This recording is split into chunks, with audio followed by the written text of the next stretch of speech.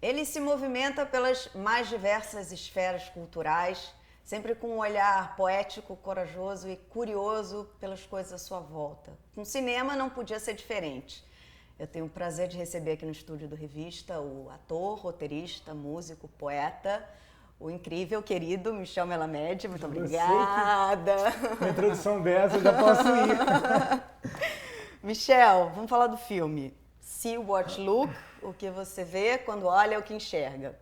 O título ele é muito síntese do filme, né? É um título forte. Que bom. Aí eu fiquei curiosa se você partiu desse título ou se você chegou nele. Não, cheguei nele. Cheguei, mas exatamente, acho que dessa maneira que você descreveu, me surpreendendo também que ele era a síntese do que eu estava vivendo. Isso é, em algum momento da história, eu achei que, para quem não sabe, enfim, ele parte de uma performance que aconteceu em Nova York. Mas em algum momento eu olhei, quando eu estava tentando levantar o espetáculo e tudo mais, e falei, caramba, isso aqui não existe. Se eu hoje parar e resolver dormir o dia inteiro, nada aconteceu, não existiu.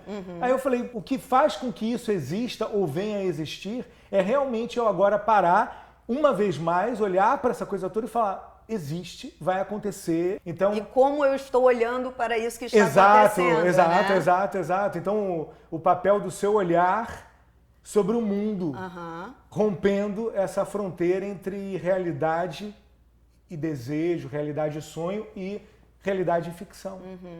E aí, só para as pessoas entenderem também, esse projeto nasceu dentro de um prêmio que você ganhou da Funarte para montar um espetáculo.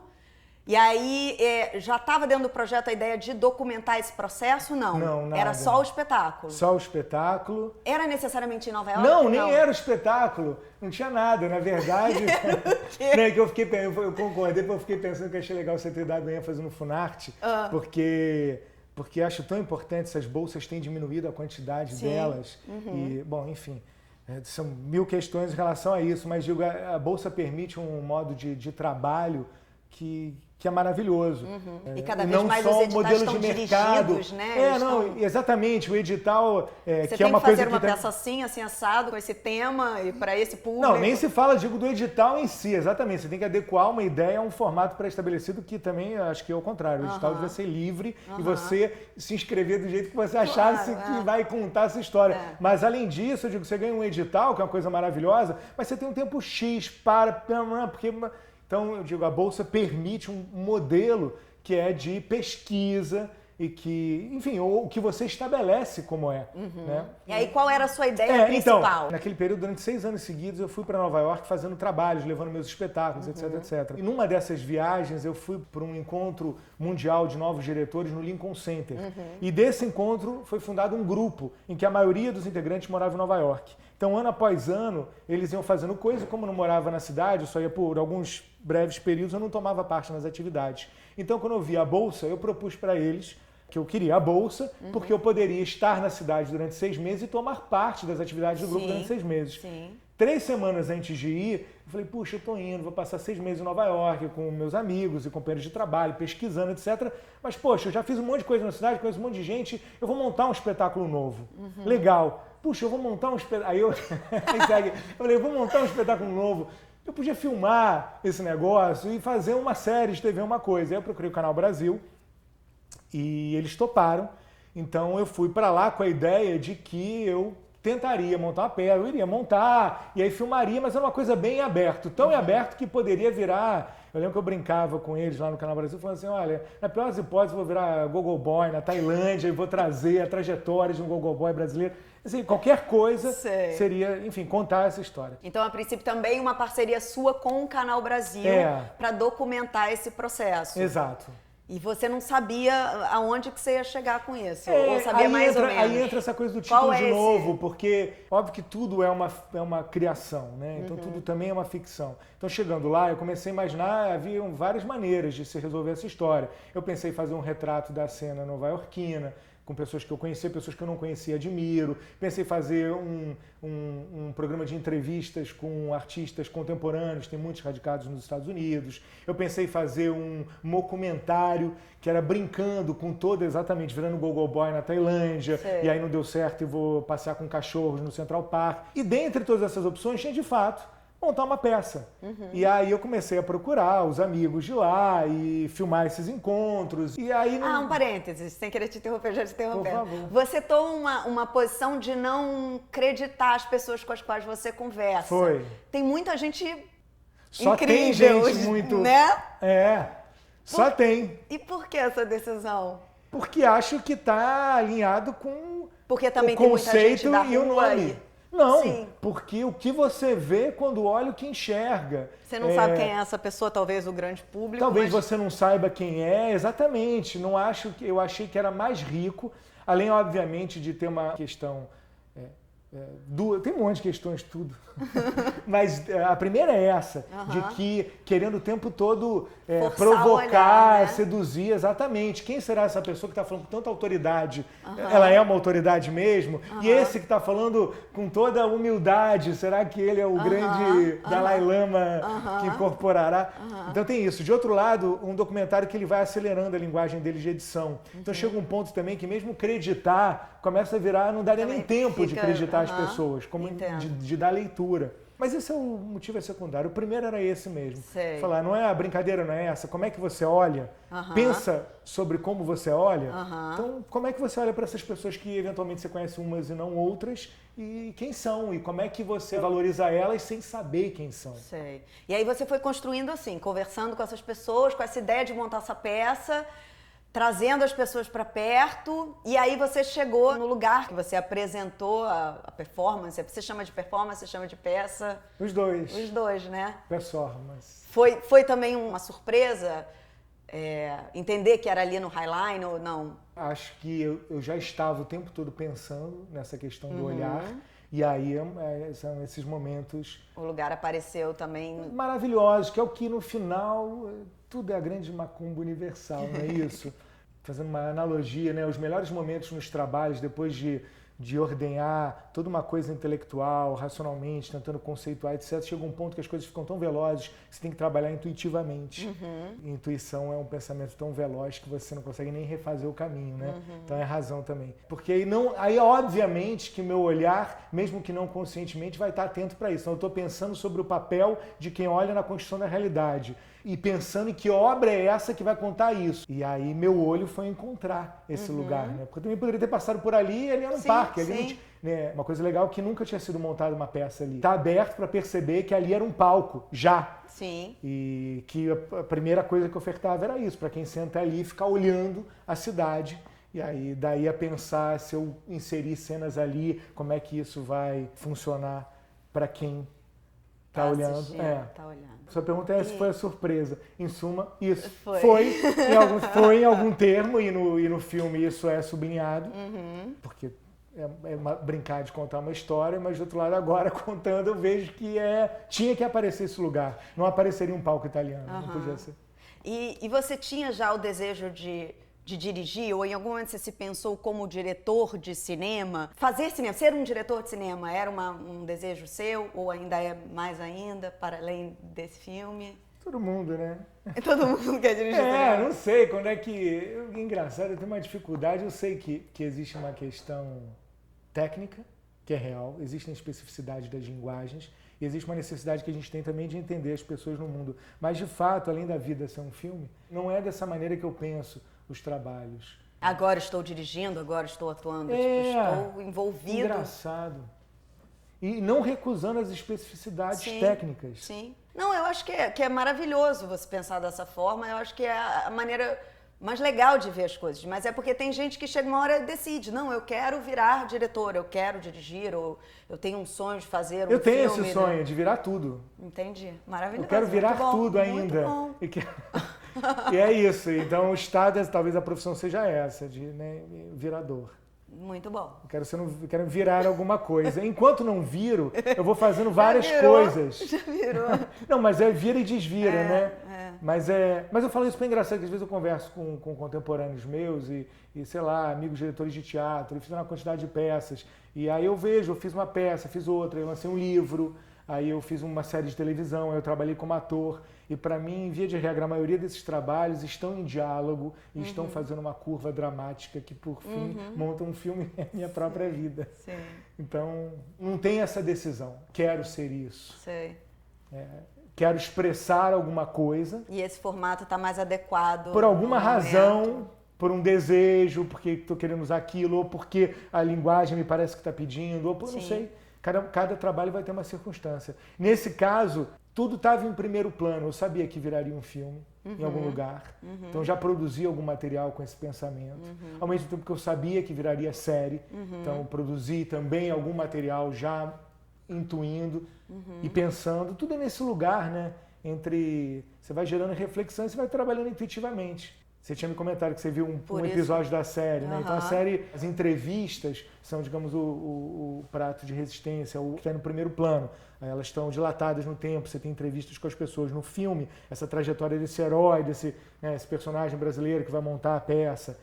E a peça é uma peça mesmo, que lá não tem nada disso. Toda essa parte de quem é esse personagem, quem é esse diretor que está montando essa... Não tem. Aconteceu um espetáculo que a gente ensaiou durante 1 mês e meio, que ficou em cartaz durante semanas. E aí depois, quando você voltou para o Brasil, você montou o Adeus à Carne. O Adeus à Carne, ele é um desdobramento desse trabalho? Ele conversa com esse trabalho? Sempre conversa, mas... Tudo. Entendi. Tudo... Na teoria porque mais em algum ampla... momento, porque eu tô falando isso, porque em algum momento do filme você traz esse título também, você levanta essa bola. Não fica tão claro ali, né? Perdão, não fica tão claro, né? Não, mas... É engraçado, esse é um pequeno nó górdio que foi usado dessa maneira mesmo.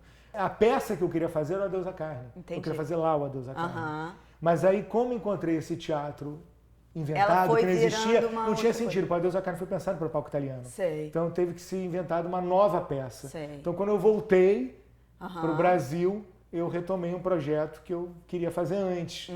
E aí o Adeus à Carne, por sua vez, já incorporou algumas coisas do Sea Watch Look. Então no final... Tá tudo conversando. Num plano conceitual, sim, como sempre, tá tudo conversando. E num plano objetivo também, sempre. Eu naturalmente acabo agindo assim e eu tenho esse prazer também, desses atravessamentos, desses diálogos, ou uma coisa de um primeiro espetáculo tá no outro, e frases e... E você sendo um cara assim, muito autoral, um cara que tá pensando o que você faz, a sua arte, como é que é pra você quando você pega um texto que não é seu? Muitas vezes você escreve seus próprios textos, seus espetáculos teatrais também, você tá falando textos que são seus. Como é pra você trabalhar com textos de terceiros, de outros autores? Isso é um convite? Hã? Eu acho que eu detestaria conseguir normatizar, não há metodologia para nada. O que não deixa de ser uma metodologia. Então, a metodologia você tem que conseguir se relacionar criativamente com as coisas. Não é isso? Mas você é muito crítico. Claro. Que bom! Mas não? isso... Mas em relação ao texto de outrem, não é o texto. Não é o texto, é o outrem, né? O outrem é qualquer coisa. O outrem é o texto, o outrem é o parceiro ator, o outrem é o produtor, o outrem é o público. Então você está o tempo todo negociando e dialogando com isso. Eu pergunto porque tem uma série de atores que acabam, ou por via das circunstâncias, ou por escolhas mesmo, fazendo sempre trabalhos em que eles são até coautores sempre, porque estão ali criando também na hora de interpretar, ou de, enfim... mas que acabam falando sempre, não sempre, mas na maioria das vezes, textos de outras pessoas. Você, como um cara que tem tanto a dizer, se na hora que você vai falar um texto que não é exatamente aquilo que saiu da sua cabeça, se isso te incomoda em algum lugar. Perdão, te interrompendo, mas já pegando carona no que você está falando, porque você já deu a resposta e você é atriz, você bem sabe, cara, que loucura que é, no caso desse exemplo, da profissão do ator. Um mesmo texto, você dá para 30 atores, são 30 textos. Então todo o trabalho é extremamente criativo, é cheio de possibilidades. Então não acho que pelo fato da ideia do autor, de que eventualmente alguém que é o primeiro proponente, palavra, né? no sentido de ser quem inicia a fagulha, empurra a maré, né, de um primeiro texto, no final isso não é o primeiro, porque todos que estão envolvidos sendo um trabalho criativo estão reinventando aquele negócio. Então acho que um ator, mesmo que diga um texto que não é dele, o texto está sendo reinventado, o texto é dele. O texto é dele. Se o texto não for dele... Ele não é um ator. Aí ele não fez, exatamente. Mas aí ninguém é nada de nada. Aí não... A gente está onde a gente contribui, né? É claro, é claro, é claro. E vem cá, falando de outra experiência sua, A Frente Fria que a Chuva Traz. Que foi uma adaptação de uma peça do Bortolotto, feita por você e pelo Neville de Almeida. Você faz a adaptação do roteiro e você atua também no filme, certo? Tá tudo certo? O que vem primeiro? Qual convite veio primeiro? Como apareceu esse... O ruim é porque suas perguntas são tão pródigas que eu fico sempre num delay, pensando respostas ainda para outras coisas. Então, só queria te elogiar e agradecer. Mas qual era a última frase? Como era? Tinha alguma coisa pontual? Era só Não, se você foi primeiro convidado a atuar ou adaptar o roteiro do filme. Como foi a experiência do filme? Não, primeiro foi convidado a participar. Na verdade, o Neville já tinha adaptado. O roteiro é muito fiel ao texto do Bortolotto. E chegou algum momento ali na reta final, eles tinham algumas questões pontuais que eles estavam em dúvida em relação a uma coisa no início, uma virada no meio, um diálogo, um desfecho. Então tinha algumas coisas pontuais. E aí me convidaram para, enfim, participar de um debate sobre o roteiro como um todo, mas propor coisas naqueles pontos. Então isso eu fiz e depois de feito isso, o Neville me convidou para fazer. Então foi posterior fazer o personagem. Gostou? De fazer? Eu gostei. Mas Você tinha assistido a peça? Não tinha assistido. Não tinha assistido. Eu gostei, mas eu agora estou justamente refletindo sobre isso, que é um pouco o que a gente estava conversando antes, que ano passado calhou de ser um ano que eu tive várias experiências com o cinema nos mais variados tamanhos, participei de uns 6, 7 filmes no final, mesmo que participações ou o que fosse. E aí eu tenho pensado agora sobre isso. Tem um lugar que você se sente mais confortável? Tem, morrendo. Eu só me sinto confortável morrendo. Eu já achava isso, aí eu tentei achar outra coisa e eu descobri que eu acho isso de novo. Entendi. Então era um pouco isso que eu estava falando, que é a minha conclusão agora, é que independentemente do tamanho do personagem... É lógico que tem os trabalhos que a gente faz por dinheiro, mas não é no caso do cinema. E mesmo os que você faz com dinheiro, você não é possível fazer só por dinheiro. Então, volta a ser a primeira questão, que é você tem que conseguir vislumbrar, e aí junta tudo, amarra de alguma maneira, várias coisas que a gente falou, você tem que vislumbrar a possibilidade de você dar tudo, de você querer dar tudo, de você querer inventar, de você querer reescrever o texto, de você querer... Se comprometer absolutamente com aquilo, né? Você tem que. Porque aí independe a sua função, aí independe o teu tamanho dentro do projeto, né? É isso que você está falando? Eu não acho que tem só um modelo. E nem acho que eu tenho só um modelo. É que eu estou fazendo uma fotografia do que eu estou pensando exatamente agora. Mas digo, porque eu vejo, por exemplo, eu lembrei agora uma cena maravilhosa. Fui ver uma vez o Pedro Cardoso no teatro. Aí eu cheguei, o espetáculo começava às 9. 1:45 eu encontrei ele na portaria. Oi, tudo bom? Tudo bom? Eu entrei. O tempo de eu sentar na cadeira foi o tempo dele entrar no palco. E aí ficou muito claro a maneira que ele faz, com o brilhantismo dele e tudo mais, como era importante para ele manter um lugar ali de uma naturalidade, para ele seguir dali a peça. Assim como tem outros espetáculos que você vê que o ator precisa 2 horas antes de chegar, 3, 4, e aquecer a voz, para poder começar daquele ponto. Então tem muitos pontos, etc. Então, para mim, o ponto hoje tem sido morrer. Eu acho que eu tenho que estar num nível de engajamento que não pode ser... não está podendo, nesse momento, ser uma coisa fortuita. Sei. Eu não posso ir ali fazer um negócio. Sei. Entendeu? Eu tenho que ir ali... Eu tenho que estar, entendeu? Roubado de ali. Entendi. Eu vou encarar. Entendi.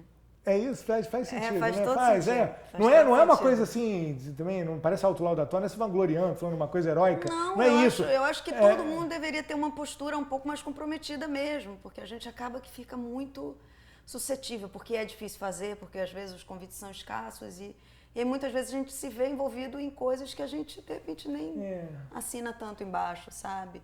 E o mais legal é quando você fala. E aí que eu tô dizendo, tanto faz o teu tamanho dentro do projeto ou a tua função dentro do projeto. Quando você compra aquilo, você diz, putz, isso faz sentido de ser feito, né? É isso que você tá falando ou não? Não, não, que eu acho que é mais descobrir, pode ser se é para você ou para quem for, ou como no caso para mim, mas é de você descobrir a cada momento qual é o jeito que você se sente vivendo. Porque eu entendo também, por isso que me veio o exemplo do Pedro Cardoso, porque eu entendo que tem, no caso a gente está falando mais de atores, né? Mas seja ator, diretor, autor, cada momento está te pedindo uma coisa, você se sente bem. Tem um momento que, então, para não ficar só no exemplo do autor, escrevendo, tem um momento que é maravilhoso quando você começa a ser requisitado para escrever coisas diferentes, eventualmente não autorais, porque isso te traz um ritmo para a escrita que você fica muito mais veloz do que, né?